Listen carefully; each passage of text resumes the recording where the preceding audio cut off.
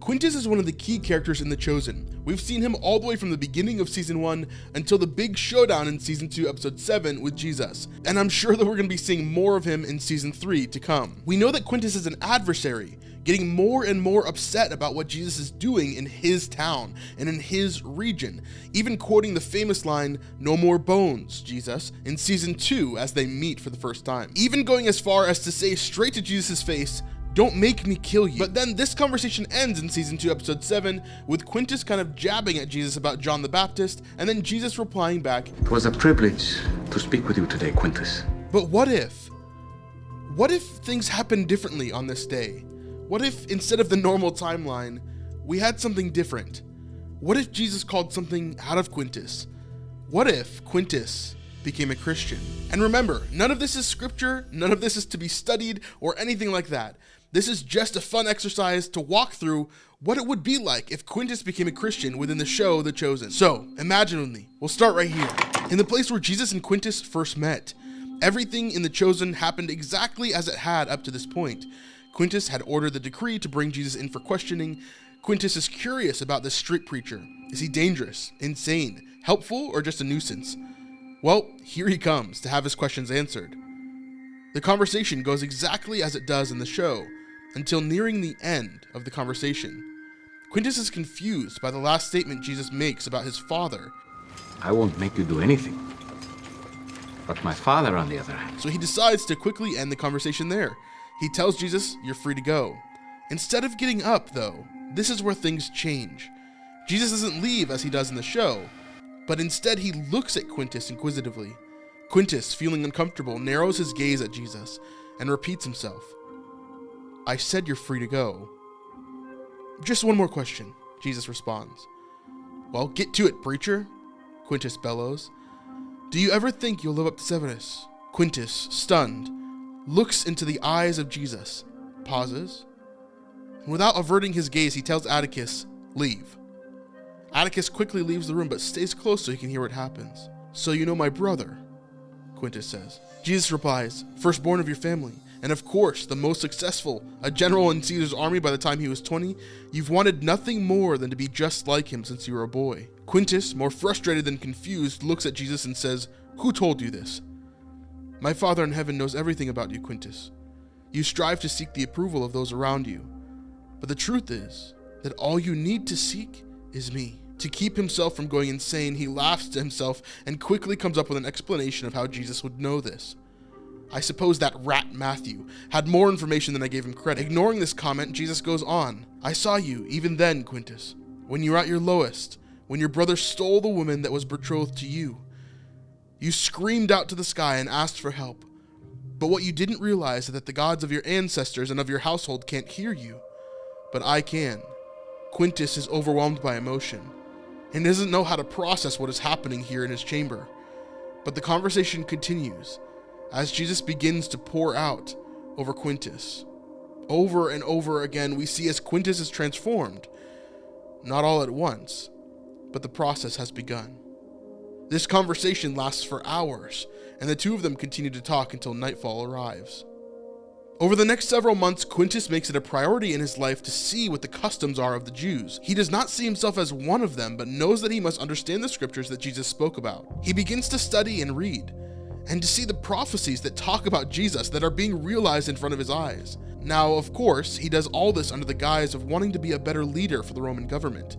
He kept a close eye on the ministry of Jesus and everything that was happening with the disciples. While he couldn't be a part of the ministry, he wanted to make sure that he facilitated everything as best he could, now that he knew the truth. During this time, Quintus begins to have dreams, almost like visions in the night. He saw himself surrounded by fire, in the presence of many other Roman people. There seemed to be an event going on all around him. This struck him as strange because these are events that he would never normally go to. He was too focused on his work, but he brushed these dreams aside and began to focus on the new task, secretly helping in Jesus' ministry. Things were beginning to change drastically for Quintus. His harsh, dictator-like approach to leadership began to change over time, making him one of the most loved and cherished within the Roman Empire. However, he did have a liaison within the followers of Jesus that he would meet from time to time. Jesus would often send Tamar to give messages to Quintus, telling him what the next step was on the mission. As these visits became more frequent over the years, Quintus began to have feelings for Tamar, and it seemed the interest was mutual. Quintus' main focus, though, was to facilitate anything that Jesus and his followers needed within the area of his influence. However, Quintus also knew that he could not stay with the Roman Empire forever, because the Romans worshipped Caesar as a god, and he could no longer be a part of that. But for now, this is where God has called him, to use his giftings and his authority to help in any way that he could. The Father continued to speak to him as he prayed daily, and gave him plans for infrastructure, trade routes, throughout Capernaum and surrounding areas. This made him one of the most respected praetors in the Roman Empire, and some of his plans were even used in other major cities. Into the third year of Jesus' ministry, Quintus and Tamar secretly get married. Although this and anything else about Quintus could never be recorded in the Gospels, because this would endanger the budding church. Then, the end of Jesus' earthly ministry came, as he was betrayed, arrested, and sentenced to be crucified. Tamar rushed back to Capernaum to meet with Quintus. Both of them knew that things would be different now. They knew that things had to change in the future, and that Quintus would have to leave his position soon. In the wake of the death of Jesus, all the disciples scattered, afraid of what would happen to them. Quintus stayed calm. He knew that a day like this might come, and by the warnings that Jesus gave, his intelligence allowed him to be prepared for this moment. He hid Tamar in a safe house that he made in Capernaum. This allowed him to plan his next moves. But not everything could be accounted for in the changing landscape of Israel. Seemingly, the followers of Jesus had been defeated. However, this was not the case, and Quintus knew that. He trusted that Jesus had a plan and continued to move in that direction. Then, the impossible happened. Jesus was resurrected and began appearing to different people. In the 40 days after Jesus' resurrection, he visited Quintus multiple times, explaining to him the plan for the next step in the Christian church, leaving him the tools he needed to play his part. Jesus explained that many of the things that Quintus had been doing over the last several years were not just for his position as a praetor, but everything that he had worked on during this time in office would now be used for the Church of Christ to thrive. The infrastructure that he put in place, the trade routes that he made happen, were now to be used for those in hiding from the enemies of God.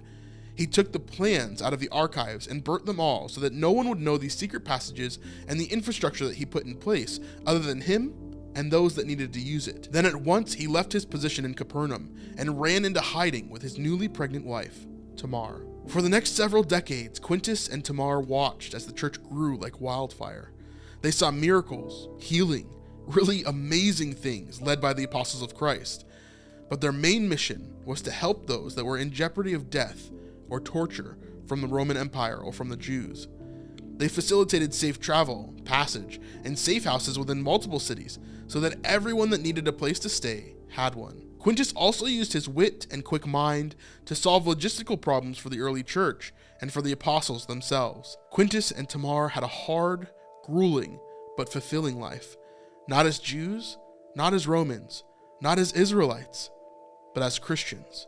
They grew their family and had many amazing moments alongside the hardships of having to live in hiding, but God kept showing moments of his plan. For example, Saul was changed to Paul and was used to build the church far and wide. Quintus and Paul quickly became brothers, as he too knew what it meant to follow Jesus after being an adversary. Unfortunately, over the years, the persecution of the church got worse and worse. The Romans believed that the Christians were a cult of the Jewish sect, and the Messiah they worshiped was actually a criminal, since he had been crucified on a cross. Quintus and Tamar watched as their friends and family in the church were hunted down. Each of the apostles were martyred, eventually leaving only John behind. After this, Quintus took the name Chamisha, meaning 5 in Hebrew. Unfortunately, Chamisha and his family couldn't hide forever.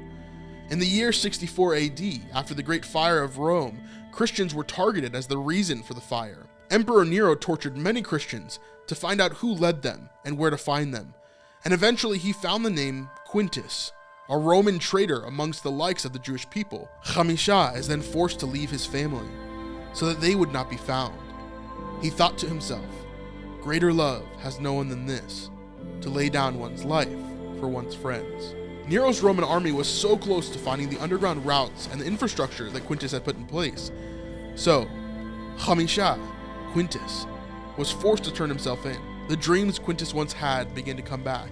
The fire, the people, a party all around him. Then his fate was sealed as Nero, the eccentric, ordered him to be hung naked on a pole. He was doused with cold black pitch and set ablaze as Nero entered the feast with his people. It was there that Quintus died, not as a Roman, but as a follower of Christ. This is a really fun video to make. I love being able to play with these different characters, especially the fictional ones that The Chosen has put into the show. I want to start this series, so let me know who you want me to talk about next. What? Let me know in the comments below. I'd love to hear it. And if you want to support us, of course, join these amazing people on our Patreon. We'll see you on the next one. Peace.